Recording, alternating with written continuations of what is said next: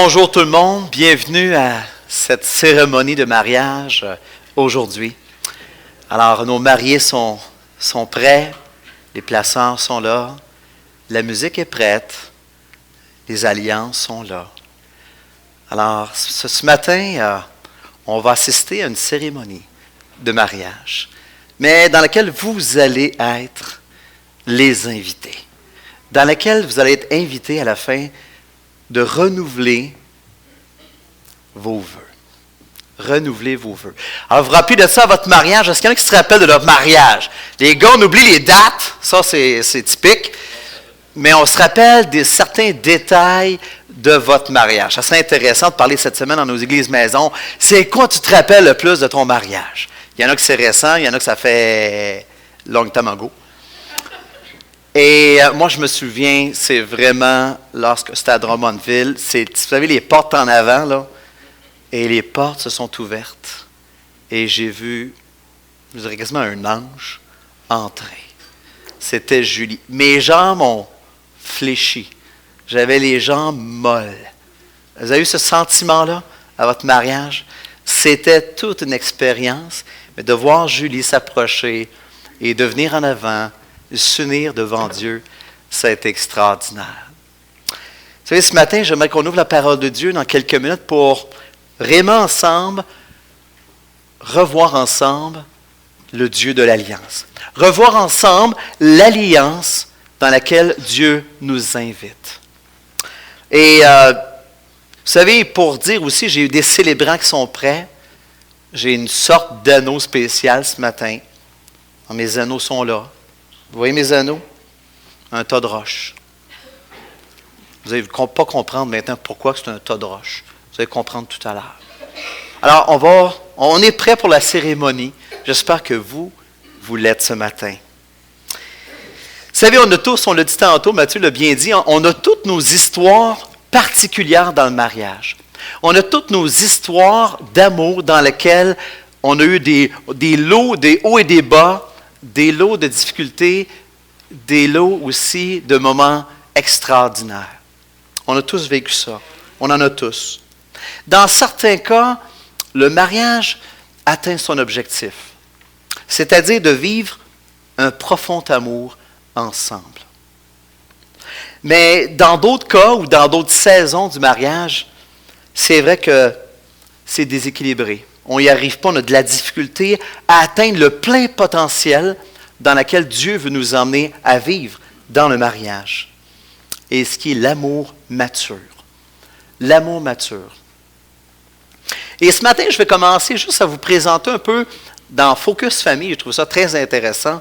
Alors, il présente ici la théorie triangulaire de l'amour mature. Et imaginez donc un triangle.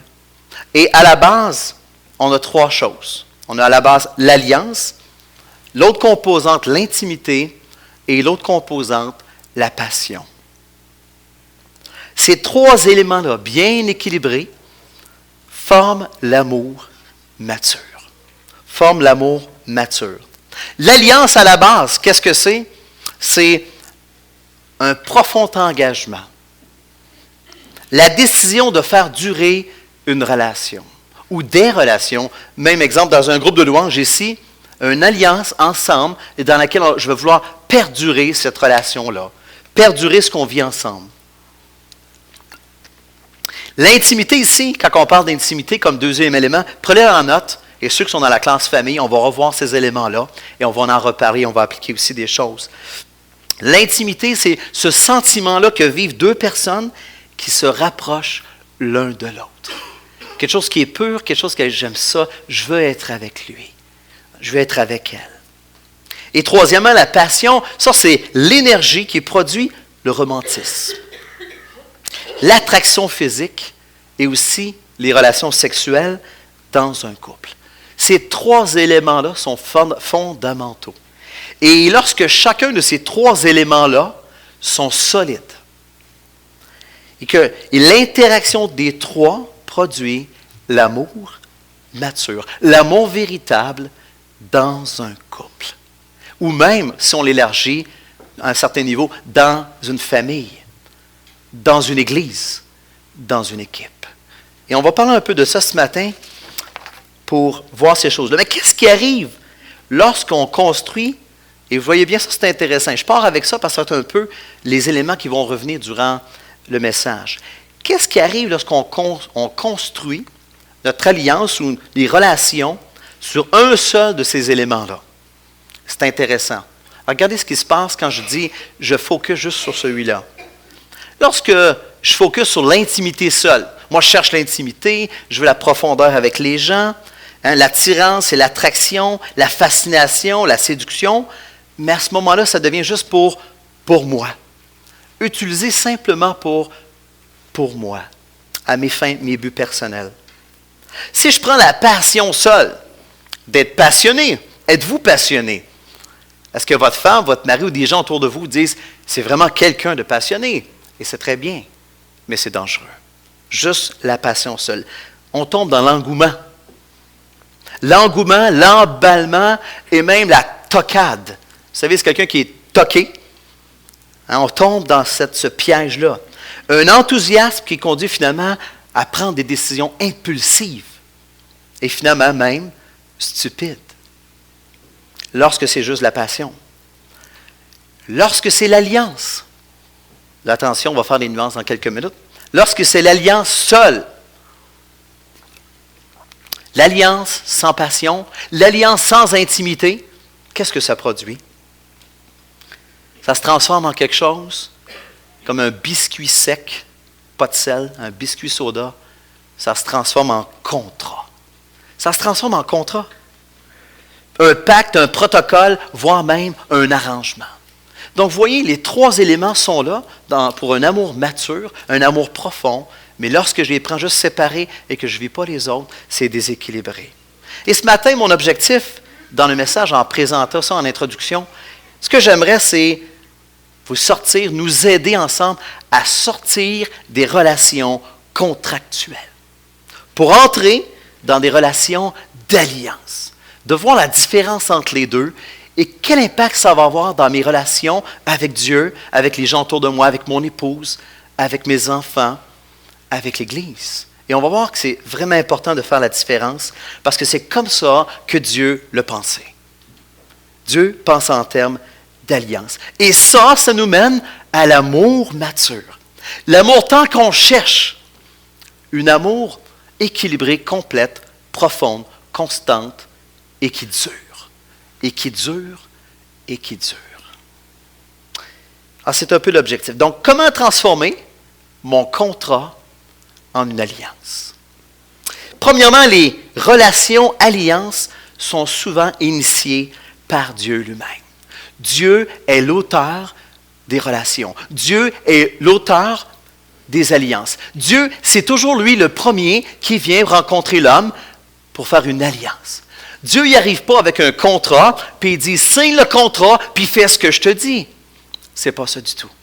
Ce n'est pas la façon que Dieu fonctionne. Et Dieu veut faire alliance avec nous. Dieu veut faire alliance avec toi. Et on l'a mentionné tantôt aussi, la Bible présente une multitude d'alliances. Et ça, c'est important. Je répète, lorsque Dieu approche l'homme, il l'approche toujours sur une base d'alliance. Et ça change toute la donnée sur notre perception de Dieu et sur notre perception de vivre nos relations dans le quotidien. On voit des relations horizontales entre les hommes. Vous connaissez un jour, il y a deux hommes qui avaient l'intimité et qui avaient une alliance ensemble. Alors, c'était deux gars qui s'appellent David et Jonathan. Ces deux gars-là ont fait une alliance parce qu'ils vivaient une intimité ensemble, les deux gars. Et ils ont échangé une arc et tout ça. Et je me rappelle quand j'étais jeune, on avait lu ce texte-là comme nouveau chrétien, et moi et mon frère jumeau, on a pris, moi on ne sait pas pourquoi, je ne me rappelle plus, mais 2 t-shirts. Et on les a échangés, puis on a dit, ce sera mon frère pour toujours. Jusque longtemps, des fois on en reparle ensemble, on a comme fait une alliance, pas de sang, là, mais une alliance de cœur. On a échangé un t-shirt ensemble, je l'ai encore dans mon coffre à souvenirs, et ça c'est précieux. Une alliance qu'on va garder ensemble. Donc, on dit, c'est ton frère jumeau. Tu comprends? J'ai dormi avec lui dans la même chambre jusqu'à l'âge de 20 ans. Alors, on était... Non, mais c'est vrai, c'est comme, il n'y avait pas de place. Hein, fait que des fois, on était les 3 frères. Chez nous, c'est pareil. Des fois, les 4 gars couchent dans la même chambre. Ils sont tellement proches, ils veulent dormir ensemble, et c'est correct. Donc, il y a ces relations-là horizontales dans les Écritures, mais les alliances les plus remarquables dans les Écritures, c'est les alliances verticales, celles que Dieu établit avec les hommes. Lorsque Dieu vient vers Abraham, dit, Abraham, je veux faire alliance avec toi. Dieu initie.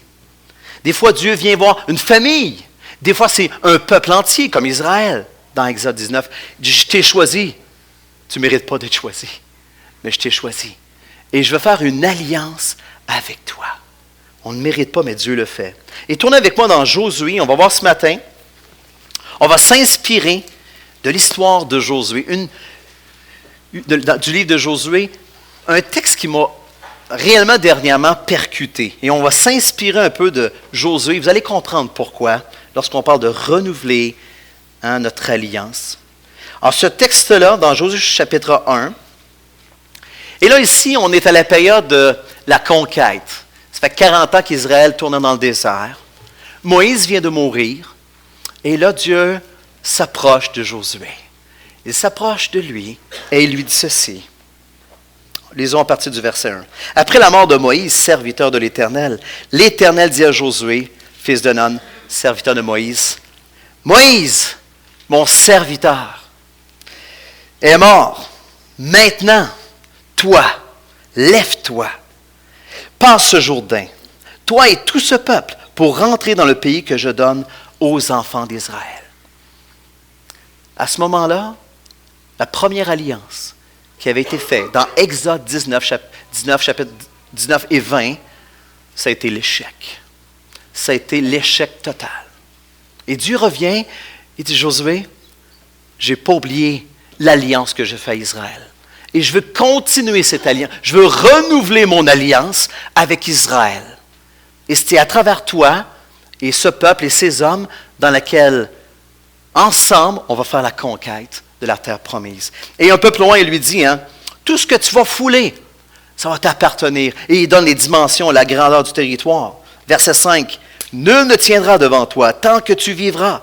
Je serai avec toi comme j'ai été avec Moïse. Je ne te délaisserai point, je ne t'abandonnerai point. Et ça, c'est une alliance inconditionnelle. Dieu arrive avec son alliance inconditionnelle et dit, je vais le faire à travers toi. Mais toi, tu as une part, toi aussi, et il va lui dire, fortifie-toi maintenant, Josué. Il y a une part qui t'appartient comme leader. Il y a une part qui va appartenir aux chefs qui sont avec toi et au peuple. Mais toi, prends courage, n'aie pas peur, fortifie-toi. Donc, ici, c'est dans un contexte où Israël avait été corrigé. Où est-ce que la première génération, les 20 ans et plus, sont tous morts. C'est une nouvelle génération et Dieu vient ici renouveler son alliance. Ce qui est percutant ici, c'est de réaliser comment Dieu, lorsqu'il s'engage avec nous, il n'abandonne pas. Dieu, lorsqu'il fait une alliance, il n'abandonne pas. Il revient à la charge et renouvelle l'alliance. Il dit, je veux continuer. Quand Adam et Ève ont péché, Dieu fait une promesse du libérateur et il les couvre. Dans Isaïe, on voit encore Israël dans un contexte complètement d'après. Ils se sont installés, sont multipliés, mais finalement ils ont dérapé. Encore Dieu revient. Il renouvelle son alliance. En fait, il châtie, mais il dit, il va y avoir une pousse, un rameau, il y a une promesse. Dieu continue, poursuit, revient toujours avec son alliance. C'est extraordinaire. Peut-être que toi, tu te sens dans le désert. Peut-être aussi dans ta vie, comme Israël. Peut-être c'est dans ton mariage. Peut-être c'est dans ta famille. Tu sens que ta famille se disloque. Ça m'est arrivé dans ma vie familiale d'avoir l'impression que, un gars décroche. Vous allez probablement vivre ça un jour, l'adolescence. Tu sens qu'il est tanné d'être dans cette famille-là. Et c'est blessant. Vous avez déjà vécu ça? Tu as l'impression, ou toi tu l'as vécu dans ta famille, j'ai juste hâte de partir. Et tu le sens, tu le vois. Et c'est troublant. On a une alliance familiale. On est la famille gagnée, on est ensemble. Et ça arrive des fois.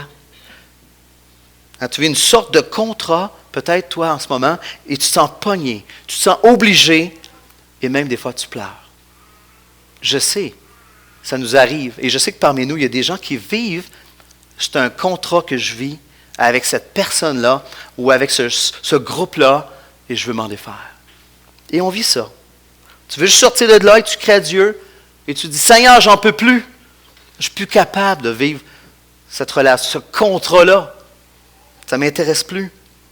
Je n'ai aucune passion, je vis aucune intimité dans cette relation-là, dans ce milieu-là, dans cette église-là. Je ne veux pas ça. La solution, renouveler.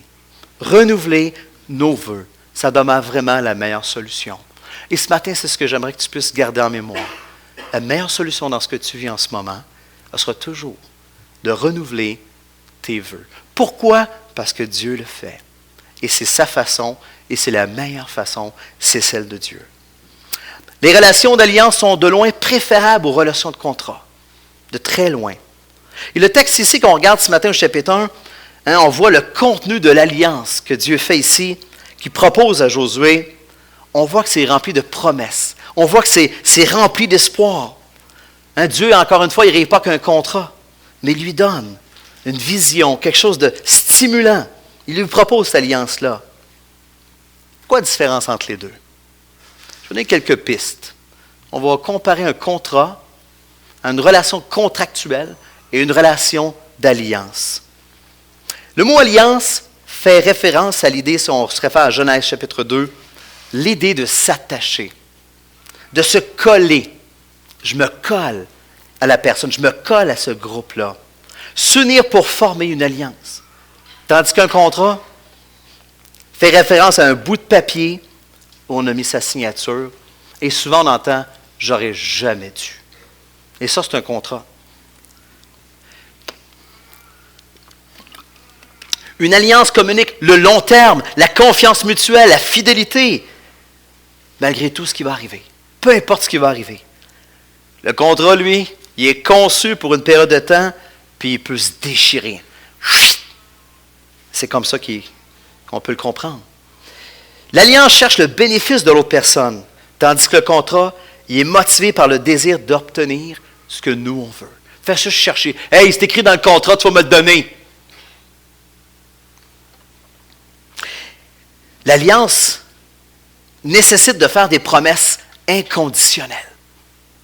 Le contrat, lui, il se contente de respecter strictement les termes du contrat. Il ne va jamais au-delà. Il ne va jamais plus loin. L'alliance se base sur un amour ferme et résolu. Le contrat, lui, il se base sur un amour soumis à des conditions. Je vais t'aimer si. Je vais t'aimer si tu fais ceci. L'alliance, c'est une vision de l'engagement comme quelque chose de bénissant. Le contrat, lui, c'est quelque chose de contraignant. Ça me contraint. L'alliance nécessite une confession.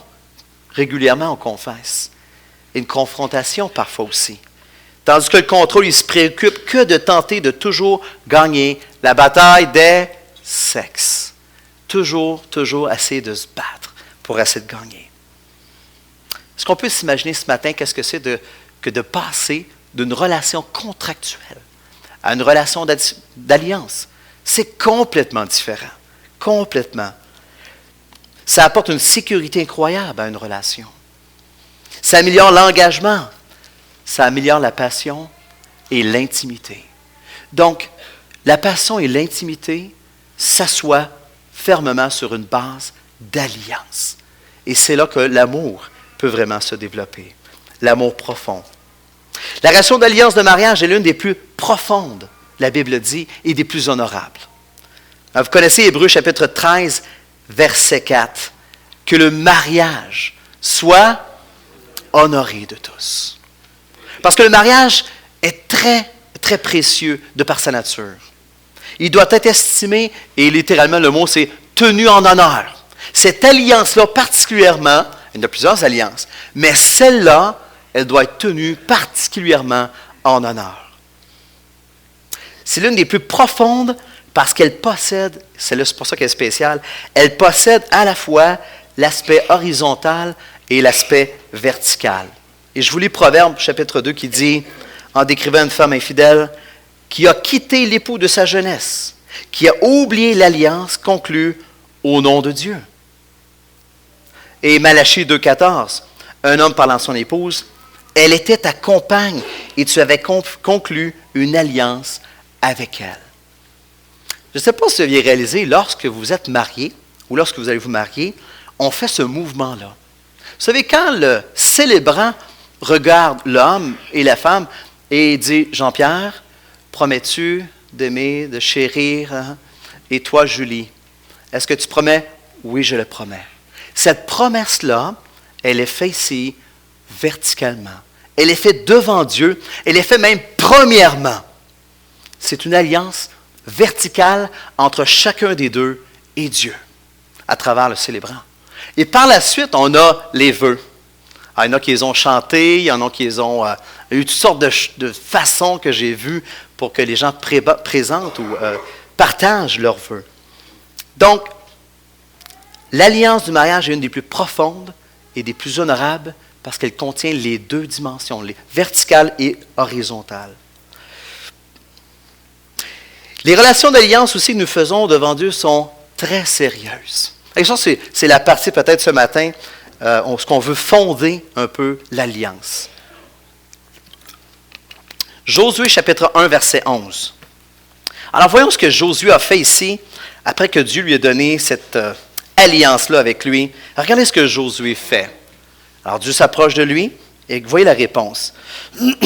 Josué, verset 10, donna cet ordre aux officiers du peuple et il dit, parcourez le camp et voici ce que vous commanderez au peuple. Préparez-vous à des provisions, car dans 3 jours, vous passerez ce Jourdain pour aller conquérir le pays dont l'Éternel, votre Dieu, vous donne la possession.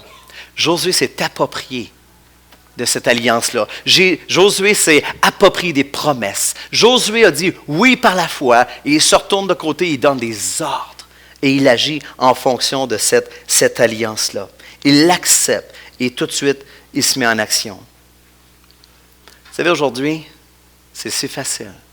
C'est si facile de rompre des vœux.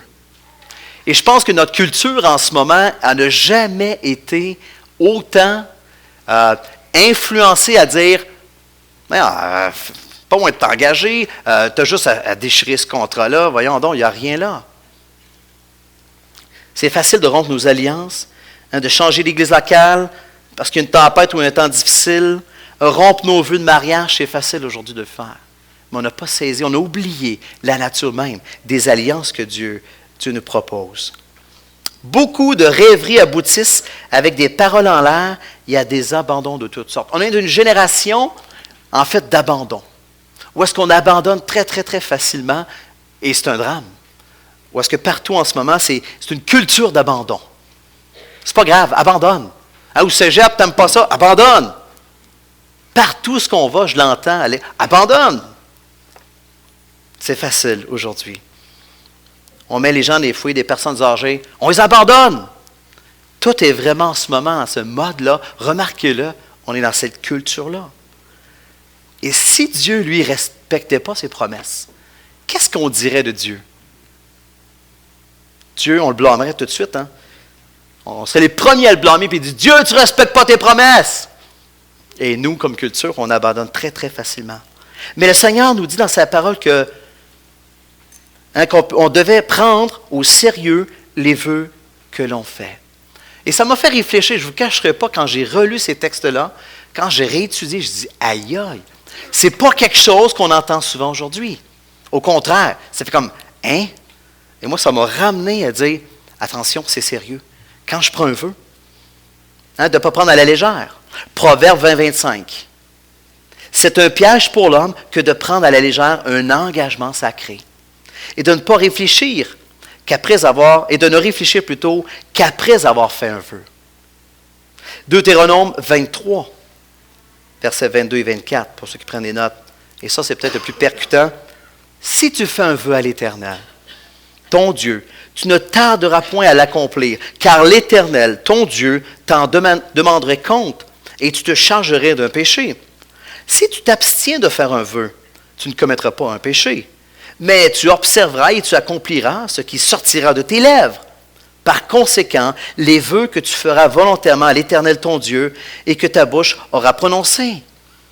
Alors, ça nous ramène à dire, hey, je ne peux pas prendre un engagement, faire un vœu comme ça, à la légère. Dieu est attentif à la façon dont on garde nos promesses, dont on honore nos vœux. C'est une valeur importante pour Dieu. Pas pour nous, plus pour nous dans notre culture, mais pour Dieu seul l'est. Quelles que soient les difficultés que ça demande. Peu importe le prix à payer.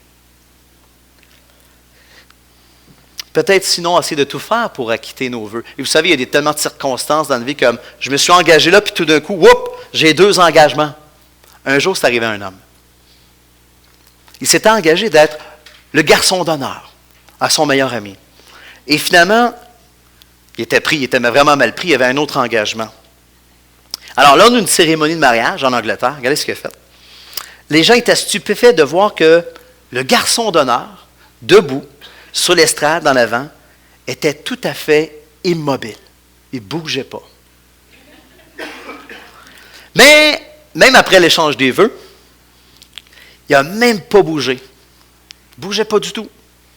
En fait, le personnage immobile, certains l'ont deviné, c'était un homme qui était un pilote de course, qui ne tentait d'être à 2 endroits en même temps.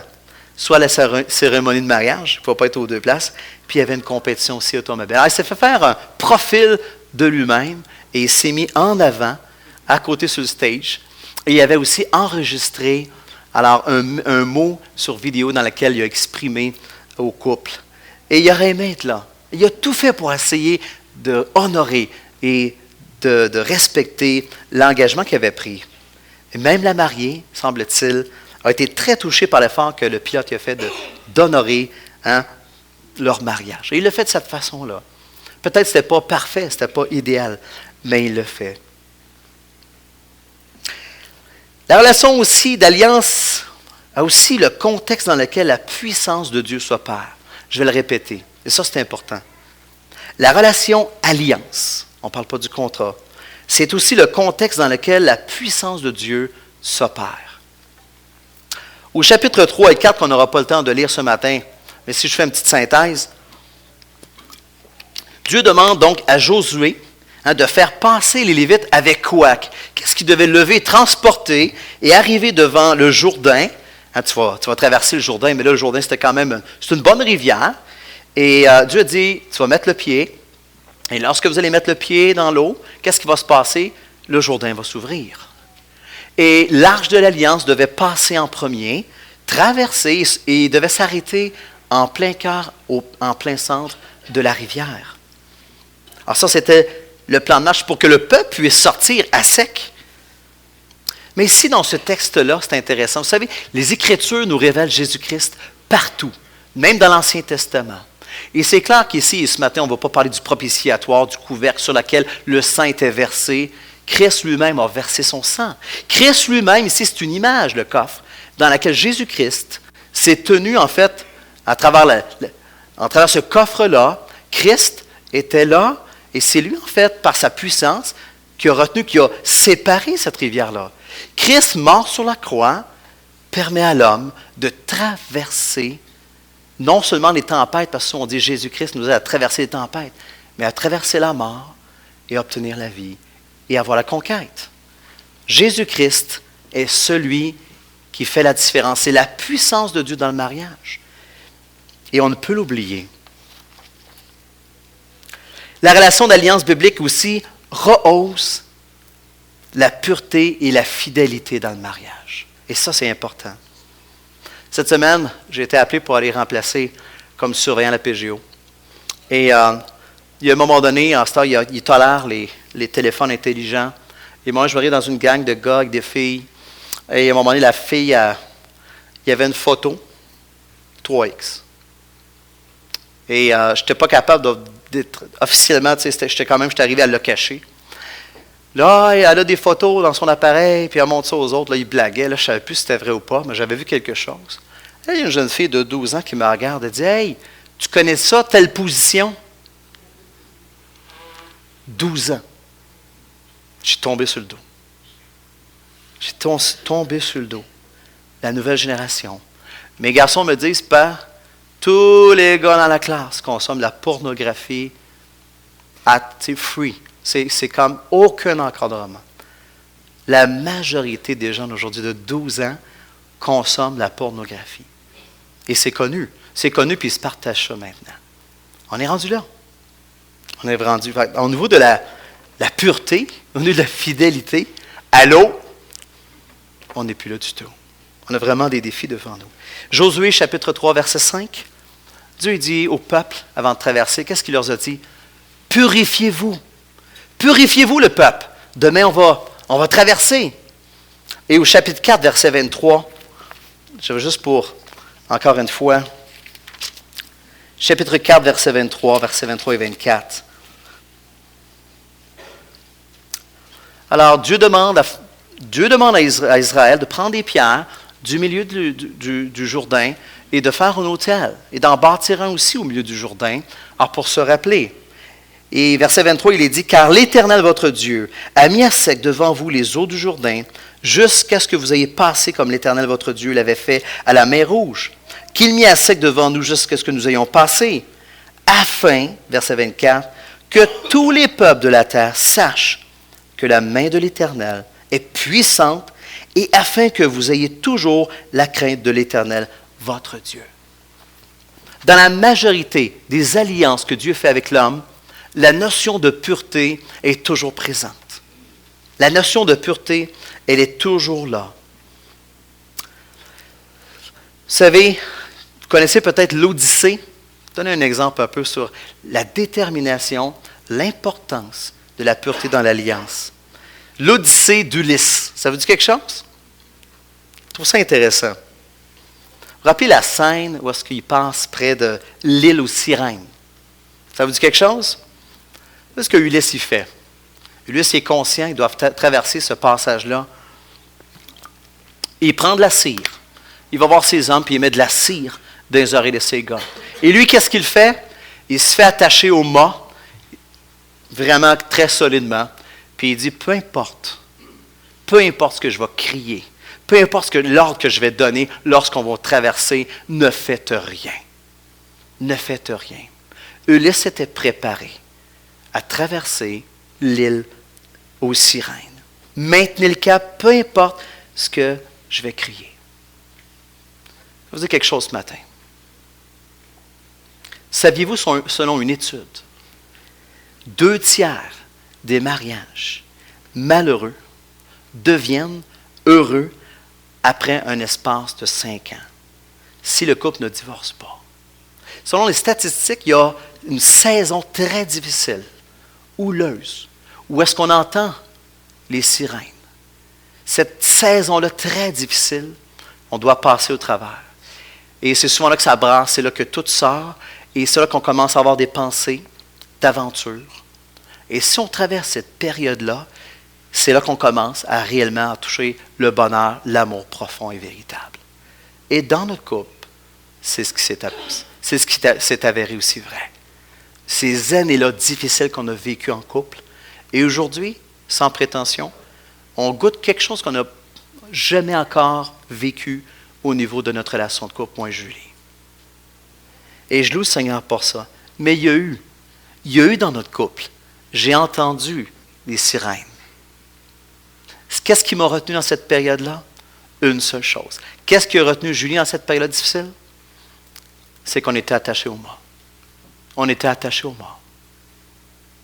L'alliance, la promesse que j'avais faite devant Dieu, c'est ça qui m'a retenu. Et c'est ça qui va vous retenir. Alors, lorsque Dieu nous invite dans une alliance, et nous-mêmes on dit, je veux être attaché au mât, Dieu, il sait qu'il va y avoir des moments difficiles dans le couple. Dieu, il sait qu'il y a des sirènes, des femmes, des hommes qui vont venir nous flirter, puis qui vont dire, t'es marié? Ben, pas grave. Alors, c'est ça aujourd'hui. Il n'y a aucun respect pour le mariage. Nous, on sait que c'est une institution divine. La Bible nous dit d'honorer le mariage. Mais eux ne le voient pas ou ne le comprennent pas. Donc, le serment d'être attaché au mât est crucial. Jusqu'à ce que la lucidité revienne dans le couple, et ça revient en passant. Bonne nouvelle, après cette période-là, cette traverse-là de l'île aux sirènes, la lucidité revient, et là on peut analyser la situation, et là Dieu commence à opérer des miracles, et on commence réellement à confesser et à régler nos choses. À l'inverse, les relations de consommation ne peuvent survivre parce que personne n'est attaché au mât. Donc, pour créer une passion profonde, et je vous le dis ce matin, une intimité durable, l'alliance solennelle, elle est décisive dans le couple. Elle est décisive même entre des gens, entre nous et les enfants dans la famille. Tu vas me dire, ouais, mais l'alliance vient brimer, et ça je l'entends, l'alliance vient brimer puis étouffer l'amour de notre couple. Hein? Ça vient tuer ma liberté. Ça vient tuer les désirs sexuels. Ça l'étouffe tout. Mais non, au contraire. L'alliance, quand Dieu parle en termes d'alliance, c'est justement pour amener le développement de l'amour mature. C'est dans cette perspective-là. La vérité, c'est que les relations d'alliance enrichissent l'amour mature entre les gens. Elle ne vient pas au contraire. Brimer ou venir empêcher, au contraire. Ce genre d'alliance-là, on peut dire un peu sucré-salé, où est-ce qu'on a d'une part l'engagement et de l'autre part l'amour, la passion, l'intimité. Les deux vont ensemble. L'un ne vient pas brimer l'autre. C'est un peu, hier, je voyais chez Walmart, ils ont sorti des peanuts avec des Smarties mélangés dans un sac. Sucré-salé. Ça va-tu ensemble? Ben oui. Pourquoi pas? Why not? Pourquoi des noix? C'est ça qu'on dit. Mais vous comprenez? L'aspect légal du mariage, elle est bonne. Elle est importante. La relation d'alliance, parce qu'elle procure un environnement propice, justement, où est-ce qu'on peut développer, justement, l'amour profond. Donc, qu'est-ce que ça fait un espace de sécurité? Plus de cachette, plus de masque. On est vrai, on s'accepte mutuellement, et ça prend un temps pour ça. Ça prend du temps pour arriver là, c'est vrai. Maintenant, l'amour mature créé par le temps et la volonté est de loin plutôt supérieur à une relation de type aventure. Une aventure. Vous savez, c'est vrai qu'une aventure, moi je pense qu'on peut être honnête ici ce matin et dire, est-ce que l'idée d'une aventure est déjà passée par la tête? À peu près tout le monde. À peu près tout le monde. Une aventure semble être, à prime abord, enivrante. C'est invitant parce qu'elle a pour objet non l'amour, mais le fantasme. Elle a objet le fantasme. Savez-vous comment le goût de l'aventure commence? Et quand j'ai lu là-dessus, je dis, ben oui, c'est vrai. Comment ça commence, cette idée-là de vivre une aventure? Parce qu'on entend et on voit ces choses-là. Ça, c'est quand quelqu'un qui croit que tu es fantastique et tu es merveilleux. Et il te parle, il te regarde, puis comme, à ses yeux, tu parais être quelqu'un d'extraordinaire. Et qu'est-ce que ça fait? Ça nous fait vivre un pic émotionnel. Et ça alimente la passion. Ça nous électrise. Alors, on croit alors être éperdument amoureux. Mais en fin de compte, ce n'est pas de l'amour. C'est notre ego qui reçoit une bonne bouffée de satisfaction. Hey, il y a encore quelqu'un. Il y a encore quelqu'un qui s'intéresse à moi. Je pogne encore. Et là, c'est très, très sournois. Et cette idée-là de vivre une aventure, surtout dans une période difficile de mariage ou dans une relation. Vous savez, il y a un livre qui est sorti hier, un film plutôt. Moi, je ne connaissais pas ça. C'est mon épouse qui m'enseigne sur ces choses-là. Et c'est exactement la même idée. Le fameux livre 50 nuances de gris, le film qui est sorti hier. Et vous savez, c'est une horreur. Je n'ai pas le temps ce matin d'expliquer pourquoi, mais les femmes de grâce, n'allez pas vers ces films-là. N'allez pas vers ces livres-là. Ça alimente le fantasme, ça conduit vers l'aventure et ça conduit à briser les relations. Alors, je vous invite à vraiment ne pas toucher à ça. C'est une aventure fantasmique, mais qui est tout à fait, qui amène la violence et toutes sortes de choses. Alors, quand on vit un contrat, ces choses-là deviennent intéressantes. Mais, quand au fil des années, quand quelqu'un nous a vus. Et je suis rendu là peut-être avec Julie.